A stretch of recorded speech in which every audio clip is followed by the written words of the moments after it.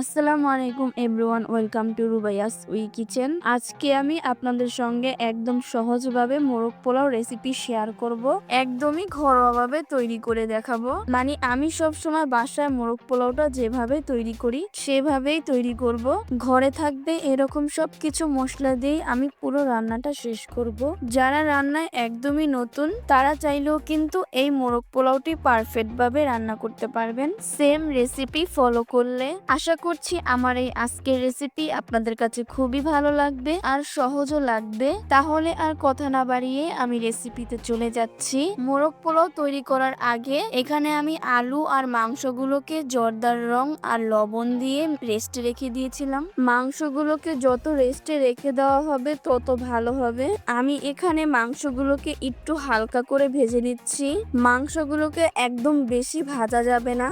দেখতেই তো পাচ্ছেন আমি কিভাবে মাংসটাকে হালকা করে একটু ভেজে নিয়েছি।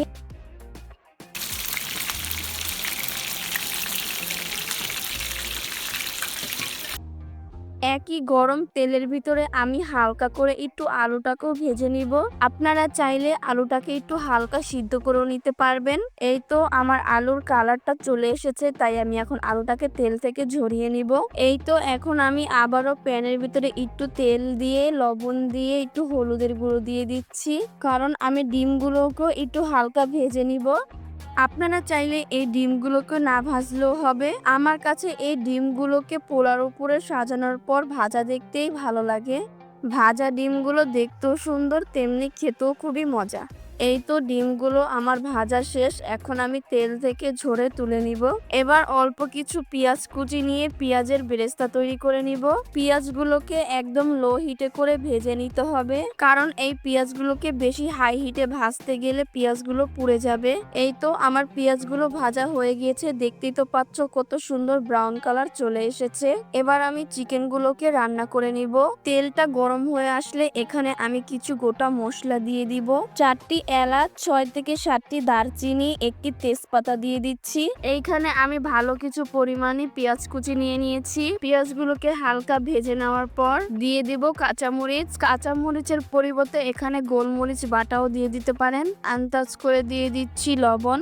1 টেবিল চামচ দিয়ে দিচ্ছি আদা বাটা। এবার হালকা করে একটু মশলাটাকে কষিয়ে নিব। দিয়ে দিব 1 টিস্পুন লাল মরিচের গুঁড়ো। মশলাগুলোকে ভালোভাবে কষিয়ে নিতে হবে, তা না হলে মশলার ফ্লেভারটা ভালো আসবে না। অনবরত 3-4 মিনিটের মতো মশলাটাকে আমি ভালোভাবে কষিয়ে নিয়েছি। দিয়ে দিয়েছি 1 কাপ পরিমাণ পানি। পানি দেওয়ার পর একটু হালকা জাল করে দিয়ে দিব মাংস আর আলুগুলোকে। এই তো একটু ঝোল ঝোল থাকা অবস্থায় আমি এখানে মোরগ পোলার মশলাটা দিয়ে দিব। মশলাগুলো দেওয়ার পর 3-4 মিনিট আবার একটু রান্না করে নিব। হালকা করে আমি ঝোলটাকে শুকনো শুকনো করে রাখবো। এই তো দেখতেই তো পাচ্ছেন আপনারা আমার চিকেনগুলোর ঝোলের ঘনত্বটা কতটুকু আছে। চিকেনগুলো রান্না শেষ, এবার আমি চিকেনগুলোকে নামিয়ে নিব। এবার আমি পোলাওটাকে রান্না করে নিব। পোলাও রান্না করার জন্য আমি এখানে নিয়ে নিয়েছি পরিমাণ মতো তেল। দিয়ে দিচ্ছি এখানে তেজপাতা, এলাচ, দারচিনি। মশলাগুলোকে হালকা একটু ভেজে নেওয়ার পর দিয়ে দিব এখানে পরিমাণ মতো লবণ। 1 টেবিল চামচ দিয়ে দিব আদা রসুন বাটা। তারপরে এই মশলাগুলোকে একটু ভালো করে কষিয়ে নিব।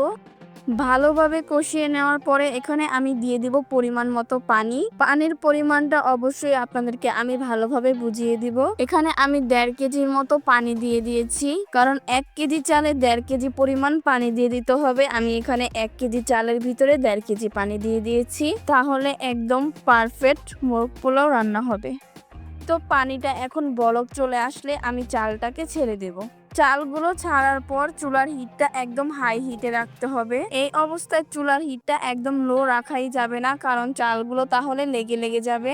চালগুলো একদম শুকনো শুকনো হয়ে গেলে 30 মিনিটের মতো আমি ঢাকনা দিয়ে ঢেকে দমে রেখে দিব। পোলাওটা 30 মিনিট দমে রাখার পর দেখতেই তো পাচ্ছেন আমার পোলাওটা কতটা সুন্দর হয়েছে। উপর দিয়ে ছড়িয়ে দিব 1 টেবিল চামচের মতো কেওড়া জল। এবার রান্না করা চিকেনগুলোকে পোলার উপরে সাজিয়ে নিব। পোলার উপরে সব চিকেনগুলো দিয়ে দিয়েছি। এবার এই চিকেনগুলোকে পোলাও দিয়ে ঢেকে দিব। এরপর উপর দিয়ে দিয়ে দিব আমি এখানে পেঁয়াজের বেরেস্তা। এবার দিয়ে দিব ভেজে রাখা ডিমগুলোকে। আপনারা চাইলে শেষে এই পোলার উপর দিয়ে কিশমিশ, আলু বোখারা দিয়ে দিতে পারেন।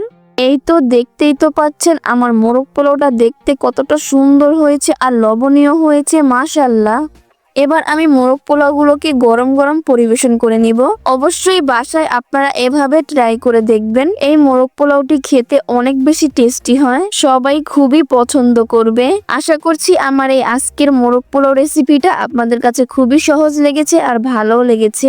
আমার রেসিপি ভালো লেগে থাকলে অবশ্যই আমার চ্যানেলটাকে সাবস্ক্রাইব করবেন আর বেল বাটনটিও অন করে রাখবেন আমার রেসিপি ভিডিও নোটিফিকেশন সবার আগে পাওয়ার জন্য। তাহলে আজকে এই পর্যন্তই। সবাই অনেক বেশি ভালো থাকবেন, সুস্থ থাকবেন। আল্লাহ হাফেজ।